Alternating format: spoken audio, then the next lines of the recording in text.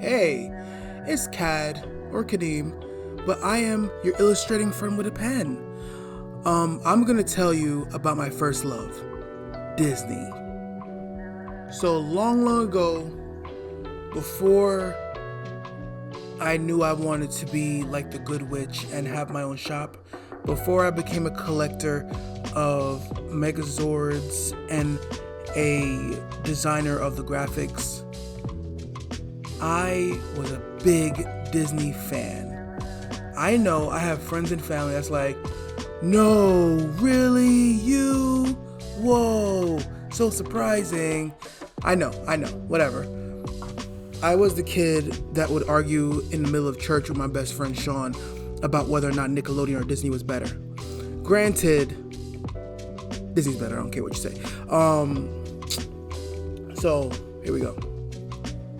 When I was a kid, I had one big dream, and that dream was to work at Disney World. No, it was to, now it's all money. When I was a kid, my biggest dream was to work at Disney, period. I wanted to be an animator, I wanted to draw cartoons. I wanted to really, like someone said once, I really just wanted to be in the space and the room where it happened. I wanted to be amongst the animators and see how they make the magic. Because when I was a kid, I assumed that to make the magic, you have to turn into a cartoon yourself, which is partially true, right? So from the age of 5 until the age of 20, I was watching, whether it was John Lasseter at Pixar giving a speech somewhere, or it was like Pete Docter or someone giving you a tour of Pixar and showing you every little piece of, or it was Friday night and it was the magical world of Disney, and we would watch all those different things. I would just like get encapsulated, and I would go like, okay, one day I'll be there too. One day. I still have that dream in me. No, don't get me wrong.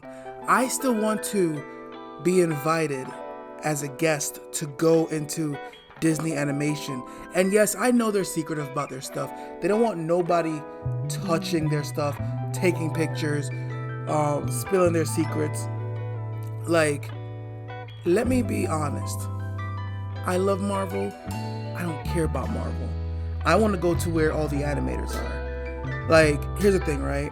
And this will always be how I feel about every business. For me, I know the producers, the directors make the most money, but I always want to meet the illustrators and the designers because they have the most interesting story about creating. They talk about it like it's a spiritual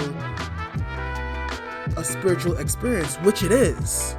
You spend so much time with your piece and you're just like, you're thinking about different things like, why is this character's hair gonna be this way? What's their backstory? What's their favorite kind of food? Do they like cake? What are they insecure about? They're thinking about little pieces of little information that will inform how the character acts and reacts to different situations, and that's how they tell the story. It's character driven and it's story driven depending on who you're speaking to. You understand? Because you can base a whole, if you want a story-driven story where it's just something happens and someone has to come along, yeah, that's fine. But when it's character-driven and you're literally like, okay, there's a character who's insecure about themselves. Let's go inside their mind and figure out why they're insecure and what's really going on. That's Inside Out. That's a whole story. We went inside the head and there was a whole story going on about Joy and the others getting kicked out by more advanced feelings. Okay? Let me get back to the regular schedule program. The creators are always the most interesting to me. And I know that the part that gets you the most money is the person who talks to the people, not just being in their room creating. That's what I know now as an adult. I'm like, yeah, I get that, because when you are the person controlling the whole steps, you're gonna do less creating and more of the building and the conversations and the negotiating. That's what you gotta do, right? Now, I wanted to be in the magic, no matter the cost. My entire life, I wanted to know, okay, how did these people create all this stuff? in the beginning, when I was a little kid, I thought it was all Walt. I thought Walt drew everything. And Walt did draw things. He did revolutionize the way these people had to learn how to draw, and the 9 Old Men and everything. Everything was special and wonderful. And trust me, at some point I did work at Disney, and I do understand that we did kind of worship Walt like he was a legend, because he is a legend. I literally have him on my wall right now. I'm looking at him. But I realize that sometimes dreams and reality is two different things, and that cost me a couple years of magic. I'm not gonna lie, right? So let's go back in time. I'm 20 years old. I'm in my second year of college, and I just happened to see this little poster on the wall marked the Disney College Program, and my eyes spun around. I stopped in space, and that's the time I didn't even have a camera phone. I had a little bootleg Windows phone that I never even saw again. I think I still have it somewhere around here. And I was like, I gotta go to that. I wrote it down on the calendar. I put it everywhere. I didn't make any plans for that day. People were like, hey, you wanna go and rob a bank? And I'm like, no, I don't wanna rob the bank. I'm gonna go to this Disney thing. So literally that day we went in there, and the guy gave us that spiel, and I was sold. He said, and don't worry guys, even if you decide to come back to school after, once you're a Disney cast member, you're always a cast member. I don't know about that one. I was taken in. Best believe my mom was so excited that my dream was finally coming true. She was like, you've always wanted to work at Disney. She told all her friends, he's always wanted to work at Disney. Like, you ever seen somebody so proud that you finally getting somewhere that you want to go? So my family, when I finally went the fall of that same year, they thought I was gone for good. They were like, oh, that boy's gone. He's finally at Disney. He is gone. Okay. And for all intents and purposes, I was. My mind was like, I'm not coming back, whatever. So flash forward, we're in Disney, and the first day they have traditions. Okay, you get there, number one, you have traditions, you have the party, the welcome party, and everything is crazy because now you realize that they've released a whole bunch of Disney adults into college dorm together. It was debaucherous, I'm not gonna lie. I was like, what? Where's the magic? Where's the magic? Where's Mickey and Minnie? And they were at that party. But it was crazy, man. Like, I didn't expect it. Like, I at that point in time, I took life so serious. I was buttoned up. I was wearing, I used to wear, like, kids were wearing just t-shirts and pajamas to school. And I'm over here wearing polos and all this stuff and being so serious.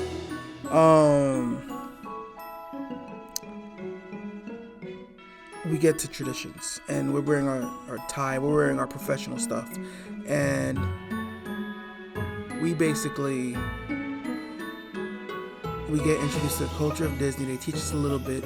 They bring us into the mystical tunnels that we always heard about that I never thought was really real.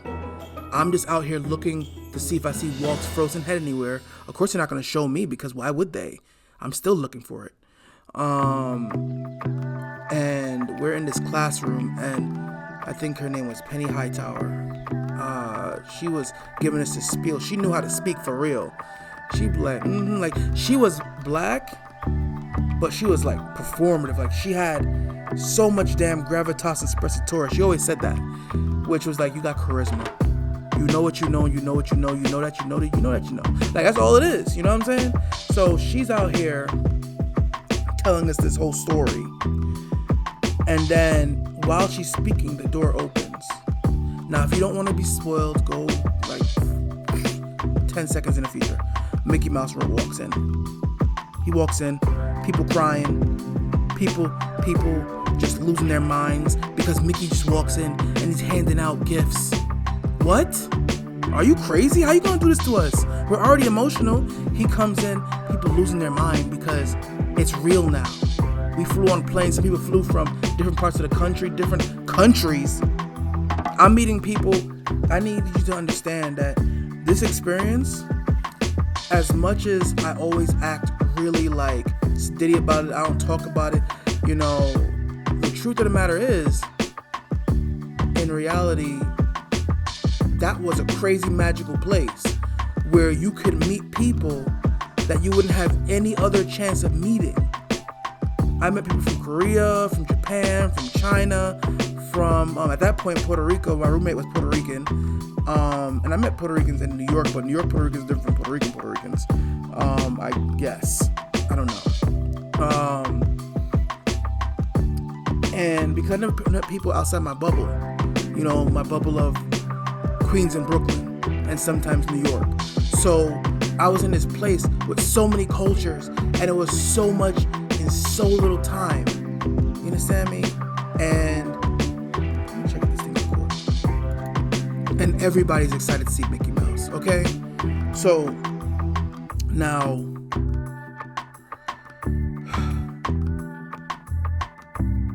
so much is happening. And they take us for a walk. We go through these little tunnels. And then the guy that opens the door. And through this door, we walk out. We don't even know where we're going. We're in the middle of Magic Kingdom. Okay? I never forget that feeling of opening a door. And all of a sudden, Mary Poppins is skipping down Main Street. Peter Pan is playing. Tigger is over there. Like, I am fully in kid mode in this moment. I need you to understand something. It was mind-blowing because you don't really think that something like that could happen that brings you back from being a full adult who has to deal with adult things, worry about, well, I wasn't really full, I was a college student. You have to hold up these appearances. But this thing brought me back to being a kid immediately. Now, I was there for 4 months. And the magic didn't really wear off fully. There was just moments that got really sad, okay? We was working at Disney, and I had so much opportunity that I know in my life that was so lucky.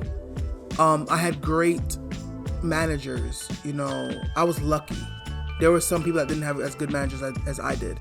I had great managers. There was Jim, there was Ann Brown, there was Will, I think his name was.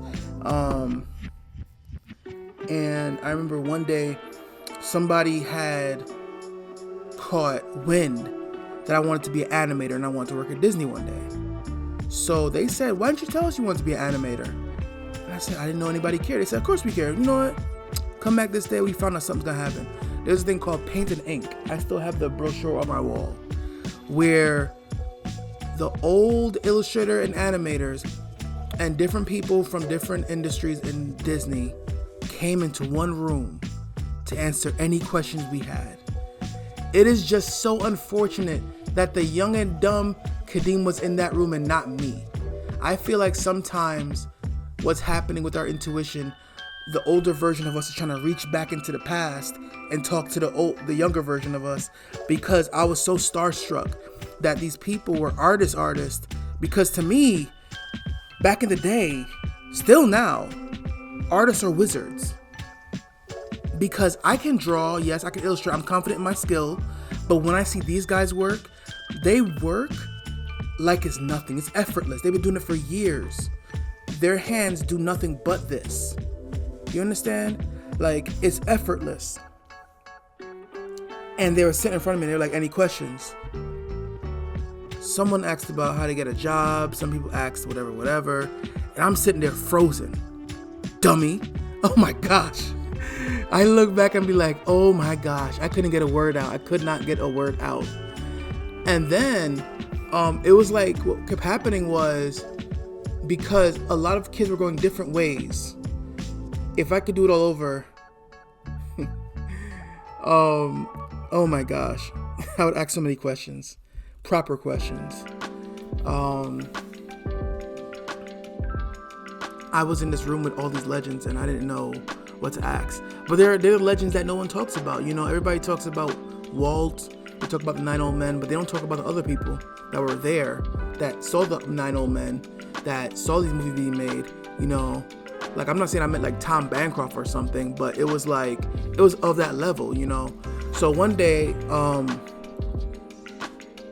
they said, look, somebody in there said, you need to keep your eyes open and be observant, because there's opportunities everywhere. You're in this park. You work in this park, which means if you come to this area it was called the Art of Animation Plaza or something like that. And inside the building was literally a museum dedicated towards the newest movie coming out, that was Tangled. Tangled was everywhere. Glenn Keane's drawings were on the wall, just splattered. So every time I got a day off, I would go to my own park and walk around and look, because that was always the greatest thing possible. It was like a museum with the art and everything's so beautiful. They still have them today, but it's different now. And there was an artist who was down there painting cells. Every day she would paint something. And I guess they would sell it in the store. And it was weird because I would look down on this glass and there's this person in the basement just working. They're not really in the basement, they were in the studio. And they're working, and I'm just like, they don't ever get tired of it? And now I see myself and I'm like, every day I come down to my studio and I just work, and I'm so happy to do so. And she's probably the same way. She's like, I'm working for Disney, I'm happy, I'm good. Bills are paid, I get to draw all day. That's it. And I'm like, dag, I was dumb. So now, one day I'm walking through the Animation Plaza and I go into the gift shop, which is my favorite place because they have all these painted sculptures. They have these painted cells, all these different things, different prices. And I wasn't taking it for granted, but I didn't know how much money I had, and I didn't know how to use my money back then. I should have bought more art. And I saw that one of these animators that I met, and he's preoccupied. And now, as an artist who realizes how an artist's time is used, and I would have asked a different question. Because I asked one of those questions like, something like, what pencils you use? And he looked at me like, boy, if you don't get your little... He looked at me like, I know you not. You had every turn to ask some other question. You asking about my pencils? He looked at me like, you want to be like, I don't know. I just picked it up and went. What is this? See, my hands wander while I'm doing these things, and I'm finding gross things. And I'm just like, how did you get so gross? Oh, sorry. Like, I can't say enough how silly I was as a 20-year-old, but everybody was silly. And the thing is about being a person who commuted to school and really never got to meet pros who were, to me, real. You never got to really meet real professional artists that were out there doing it. I only met a couple at my school, and I met a couple of wannabes there too. But when I went to Disney, there was people that were literally just drawing all day, and that was their job, and they were happy to be there. And yes, they had other dreams, but they were there and they were just doing their damn thing. And it was beautiful, right? But I asked him about his freaking pencils. I didn't ask, damn, how do you do that color? How do you know what step to do next? Mind you, he's drawing, and I know when I'm drawing sometimes, when I'm in my zone, I don't really want to talk. And he kind of looked at me and was like, I don't know, you just keep drawing. Like, why you? So, and then I had another mentor at Disney. I had lots of mentors, and I was really appreciative.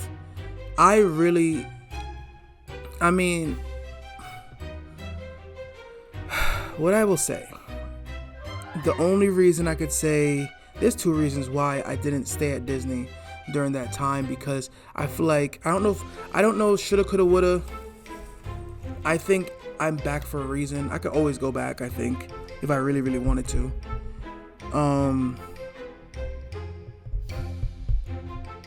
was because of something I either read or found out, which I didn't want to believe was true, which was that Disney wasn't as magical as I thought it was. What I thought was that once you're in Disney, things get easier, right? And they would never fire their people or mistreat their people like other companies do, which obviously could not be true. That's crazy, because they're a business first. You know what I'm saying? But I never knew to what extent they were just not paying people. Or to what extent, until I read that book and they were like, yeah, so in this year, technology changed. Sound familiar? And the company realized times changed, technology changed. There was like a budget thing that needs to happen, and they fired all of their animators, and they moved the studio from being in Florida to California, and they cut most of the people that couldn't keep up. So my reality was shattered, right? I became really cynical. Not gonna lie. Excuse me. Very cynical for many years. Mind you, that was just reality. It happens now. It happens to people who, and I think it put a fear in me where it was like, instead of me putting my all into learning illustration, I pivoted really fast to what I thought was the next best thing. Yes, I was doing graphic design in school, but I always was supposed to go to FIT or whatever, right? And by the time I ended my stint at Disney, I was offered the opportunity to stay and do a couple more months until I figured out what my next steps would be. I got homesick really bad because my family came and then I missed them, and then I just didn't have it in me to stay because I said, damn, they fired their artist? And that became what the kids say, and that's what radicalized me. Literally, my brain was just like, so I can give it my all and still get fired? And that did something to my brain. I was like, I thought if you put in the work, if they love your work, they put in the work, you get to stay forever. Because I was seeing all these old animators. I was like, yeah, you stay forever. I guess that was back in the day. And I was like, dang. But here's the thing. Whenever I can, I still go to Disney most years. I should go to other places. I've been to Japan, but I still go to Disney most years with my wife. We go there, we go eat the food, we ride some rides, we have a good time, we watch the fireworks, we have a good time. And I'm still pretty addicted to Disney movies. I'm still pretty addicted to Disney Channel stuff. I know my friend Sean is probably like, there's better artists out there, their music and their dancing is so awkward. Blah, blah, blah. But in honest truth, I still wouldn't change anything if I could. I'd still go back and I would have fun. I'd do more fun stuff. I did a lot of sitting in my room and drawing. And I guess the message there is, don't expect a company to be your dream. That's not what it is. A company is a vocation. You can have your dream job. I still haven't animated for Disney, and I still one day want to work with Disney and do a project and then, do something else. I think that's why I want to be freelance so bad. I am freelance, but I want to freelance for bigger companies because I want to have the freedom to work with you and then be like, okay, bye, on my terms. What I took away from Disney was talking to people isn't that scary. Smiling isn't that scary. Customer service is not that hard if you're willing to like people sometimes and be okay with not liking people but not being mean. That's really all we did all day. Anyway, I was Cad, your friend with a pen. I will see you later. Bye.